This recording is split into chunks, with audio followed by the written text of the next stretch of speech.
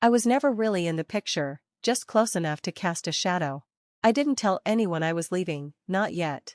I left the key under a rock in the garden for the moving crew, marked the boxes, kitchen, documents, don't lose. Then I drove to Grandma's. She opened the door like she'd been expecting me, no questions, just a nod and a small smile that didn't quite reach her eyes. I have 3 rooms, she said, and no patience for nonsense. I smiled. Perfect. The house smelled like flour and tomatoes and old wood. The kitchen was loud, clattering pans, orders, shouting in English, Spanish, and something in between. Her cafe hadn't changed, neither had her rules. You ready? She asked. Not yet, I said, but I will be. She wiped her hands on a towel and looked me in the eye. They'll show up. When they do, I'll handle it. I know. And I did. They came back on a Thursday afternoon. Sky half clouded, suitcase wheels dragging over the walkway like a warning. I was waiting, not inside the house, but on the porch swing. Lauren got out of the car first, grinning like we were sisters who actually talked. You came to pick us up? I didn't answer. Dad grabbed the bags. Mom reached for her keys. She tried the lock, then again, looked at me, confused. Did you change the door code? No, I said. I changed the lock. She blinked. Why, you don't live here anymore. She laughed, a dry, clipped laugh she used when something made her uncomfortable. Cassie, come on. I stood slowly, walked down the steps, and handed her a manila envelope. Inside, signed closing documents, sale confirmation, and wire transfer receipt. Andrea had worked fast. The buyers were moving in Monday. I sold it, I said. Lauren frowned. Sold what? The house. Her face fell, like a plate dropped to the floor. You can't do that, she snapped. That's illegal. This is Dad's house. Dad opened the envelope. His face went white before he even reached the second page. Cassie, you signed the deed to me 5 years ago, I said quietly. Remember when the IRS came? He opened his mouth, closed it, sat down on the curb like he needed air. Mom's voice sharpened. You had no right. I looked at her, and for the first time in years, I didn't flinch. I paid the back taxes, the mortgage, the bills, the repairs. For 5 years, I've kept this house standing. You just lived in it. Lauren stepped forward. So where are we supposed to go? I handed her a second envelope. She opened it. Inside, an address. A set of keys. A sticky note in Grandma's handwriting. Room upstairs. Work starts at 6. Apron on by 5:45. Mom stared at the note like it was written in code. You sent our things to your grandmother's? I sent your things to your mother, I corrected, and she agreed to take you in, as long as you pull your weight. Lauren scoffed. You think she can tell me what to do? She's been doing it since before you were born. Dad finally spoke.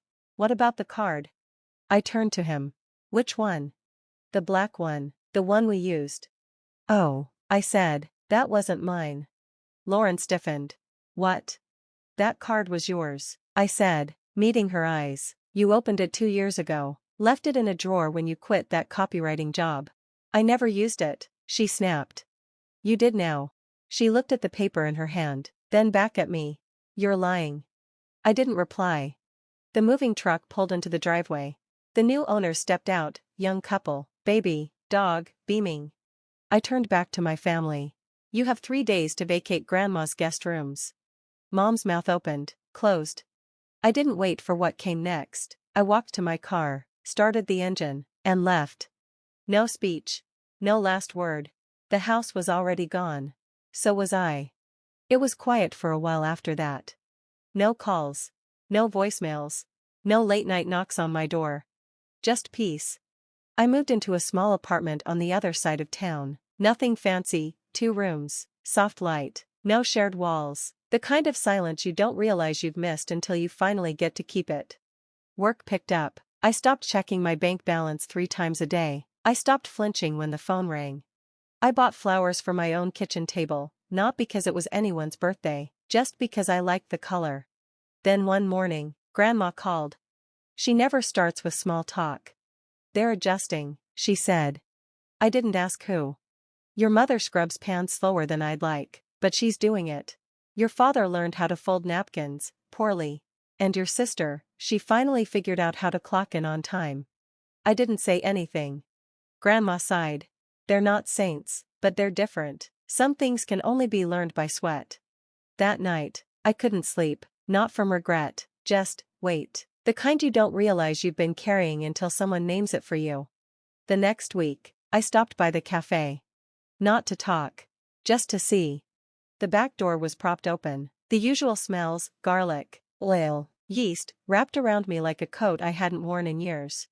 Through the kitchen window, I saw them. Lauren wiping counters, hair tied back, sleeves rolled. Dad folding paper menus into neat stacks. Mom, hands in dishwater, mouth pressed into a line. None of them looked up. I didn't go inside, I just stood there watching. Not with anger. Not with pity. Just clarity. They looked like people who were finally being asked to hold up their end. And for once, no one was reaching for my wallet.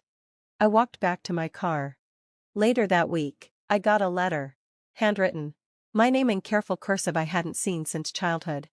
Inside, one line, "You were right, I just didn't want you to be. Mom." No apology. Just that. It was enough. I folded it, slid it into a shoebox with a few other things I hadn't thrown out yet. An old photo. A birthday card from Grandma. The receipt for the back taxes I paid the year they nearly lost everything. I didn't cry. I didn't smile. I just closed the lid. Months passed, seasons changed. Sometimes I'd hear about them secondhand, through Grandma or a friend from church. Lauren got a second job. Dad fixed the cafe's leaky pipes. Mom started baking again. None of it made me feel anything big. Just something small. Like maybe, the ground had settled. One Sunday, I walked by the old house. New paint. New flowers. A tricycle in the driveway. I didn't stop. Didn't slow down. Because this wasn't a story about getting back what I lost. It was about leaving before I lost myself, and making sure no one ever erased me again. My father's face darkened to a deep shade of red. This is absurd. That complex is worth millions. You couldn't have. 12 million, to be exact, I said coolly, though we closed at 10.5. The previous owner was eager to sell. Silence spread like smoke. Even the waiters froze. The Hamiltons suddenly found their crème brûlée fascinating. Jessica, I said, calm and composed, would you show my parents the paperwork? I'm sure they'll find everything in order. As Jessica stepped forward, portfolio in hand, I caught my reflection in the mirror. I didn't look like the girl who used to shrink under their judgment. I looked like someone in control. My mother's voice cracked through the quiet. But, how? I smiled, not out of spite, but satisfaction. Late nights, hard decisions, a whole lot of risk. While you were busy dismissing me, I was building something real. The night wasn't over, but that moment, watching their carefully constructed world begin to fracture, was everything. Sometimes revenge isn't cold. Sometimes, it's signed, sealed, and delivered with a deed, and a foreclosure notice. The silence was thick. Then my father spoke, his voice low and calculating, a tone I knew all too well, the tone of a man used to dominating boardrooms. "Catherine," he said, standing, "let's talk outside." I tilted my head, then sat back down. "No need, I think the whole family deserves to hear this. It is my birthday, after all." Jessica remained at my side, calm and steady. She'd been there from the beginning, back when my office was a cramped space above a Chinese takeout joint. She'd seen the sacrifice, the grind, the deals that changed my life. "This is ridiculous," my mother snapped, gripping another champagne glass. Her hand trembled. "You expect us to believe you own Hamilton Heights, the most exclusive complex in the city?" Jessica pulled another document from the portfolio. "Actually, Ms. Walker owns 15 properties across 3 states, including the Marina Towers in Boston and the Riverside Complex in Chicago." The Hamiltons choked mid-bite. Mrs. Hamilton went pale. Her family owned a unit in Marina Towers. My father's mask slipped. "That's impossible. We'd have heard something." "The board." "You mean the Thompson Group?" I said with a slight smile. "They're very discreet when the buyer requests anonymity. Shell companies help." A flash of memory, my father's voice, dismissive. "Property management? That's not a career, Catherine, it's a phase." My mother's voice came softer now, with realization dawning. "The rent increases, the new security, the lobby changes, that was you?" I nodded. The building needed work, though your complaint emails about the new furniture were thorough. Jessica has quite the archive. Jessica gave a polite smile, one that barely hid her amusement. Why? My father snapped. Why go behind our backs like this? I laughed, but it wasn't warm. I didn't go behind your backs. I stood right in front of you, again and again, every family dinner, every holiday. I tried to tell you, but you were too busy applauding Michael's handouts and criticizing my tiny job to hear me. My mother flinched. The mention of Michael, conspicuously absent tonight, stung.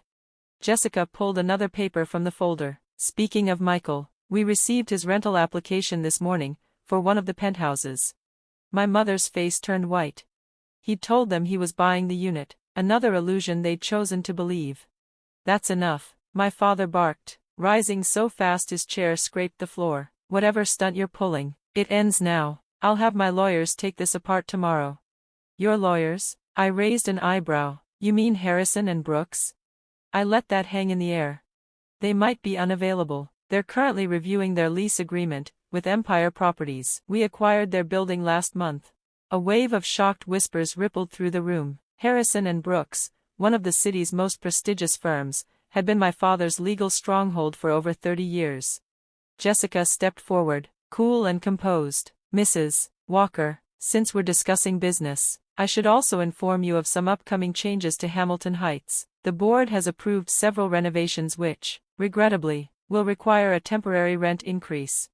My mother's face turned from pale to livid. You wouldn't dare. Actually, I said, taking a slow sip of water, the notices went out this morning, a 40% increase, effective next month. Of course, if that's a strain, we're happy to explore alternative options. Alternative options? My father growled. Yes, I said smoothly, the garage-level units have just been renovated, smaller, but more affordable, ideal for tenants on a fixed income. The same units my mother once referred to as barely suitable for the help. My father slammed his palm against the table, silverware clattering. This is how you repay us, after everything we've done for you? I stood, placing my napkin gently on the table. You mean the years of condescension, the birthday parties that turned into lectures? Or maybe you're talking about co-signing that first lease, your favorite guilt trip for the past decade? The room was dead silent. The guests stared, wide-eyed. The cake sat untouched, its candles still waiting. I built this company from scratch, I continued, voice unwavering. No shortcuts, no family name to open doors, just sacrifice, grit, and the belief that I could make something of myself, without you. Jessica handed me my coat, black, tailored, understated, and likely more valuable than my mother's glittering ensemble. Not that they'd ever noticed.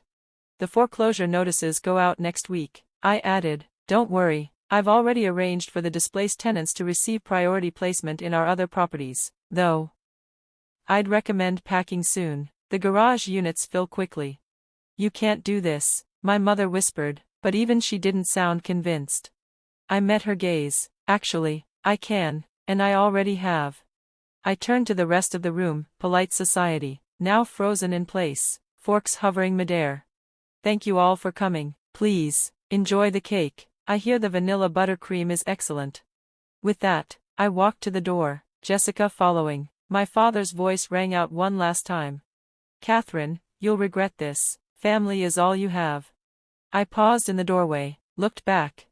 The broken glass glittered like truth under the dim chandelier. My mother's hand trembled. The Hamiltons gawked. The illusion had cracked wide open. No, Dad, I said quietly, family is all you had. And I smiled. I have an empire. The door clicked shut behind us. In the elevator, Jessica's calm demeanor finally cracked. She grinned. Happy birthday, Miss Walker. I let out a breath, lighter than I'd felt in years. Thank you, and your timing was perfect.